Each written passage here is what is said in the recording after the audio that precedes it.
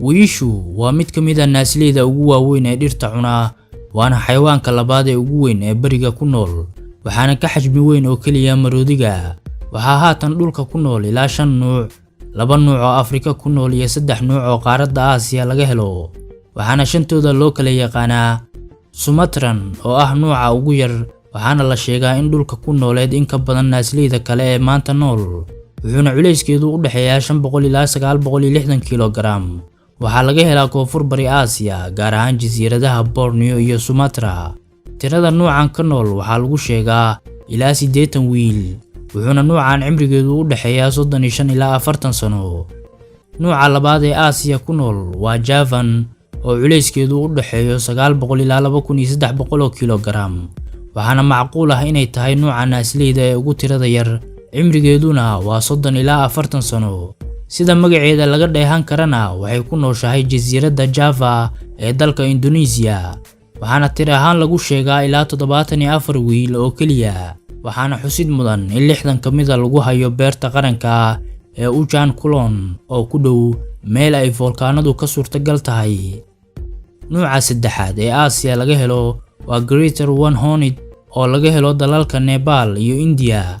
Dadka qaarna waxayba u yaqaanaan The Indian Rhino. Waa nuuc aad u jecel inay alaaba biyaha ku jirto, culeyskeeduna waa 1800 ilaa 2500 kilogram, halka tir ahaan ay gaarayso ilaa 3588 wiil. Waxaana cimrigeeda lagu sheegaa 35 ilaa 45 sano. Haddii aan jaleecno dhanka Afrika, waxaa ku nool 2 nuuc oo la kala yiraahdo wiyisha cad iyo wiyisha madow. Wiyisha cad waa midda ugu xajmiga weyn 5 nuuc ee loo kala qaado wiyisha, culeyskeeduna wuxuu u dhaxeeyaa 1800 ilaa 3500 kilogram.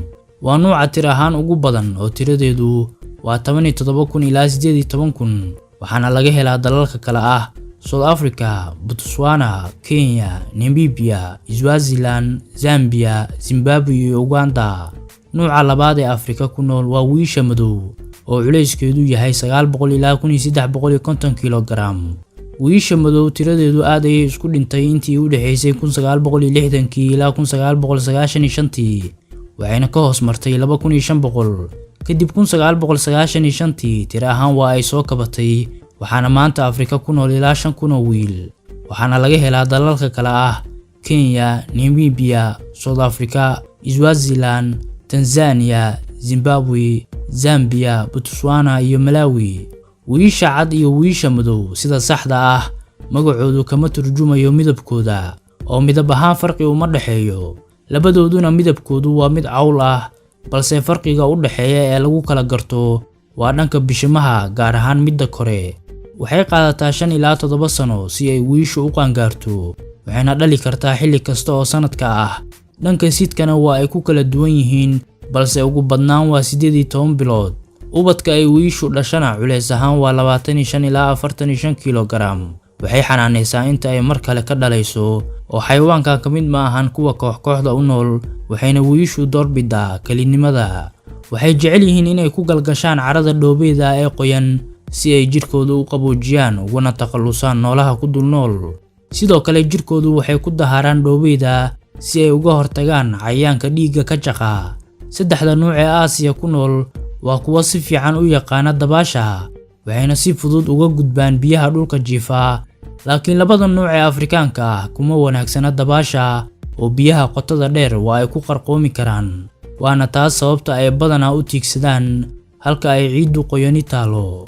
Waxay ku xiriiraan codad kala duwan, hindhisada iyo xitaa saxarada ay dhigaan, oo waxay aad ugu tiirsan yihiin dhanka maqalka iyo urinta.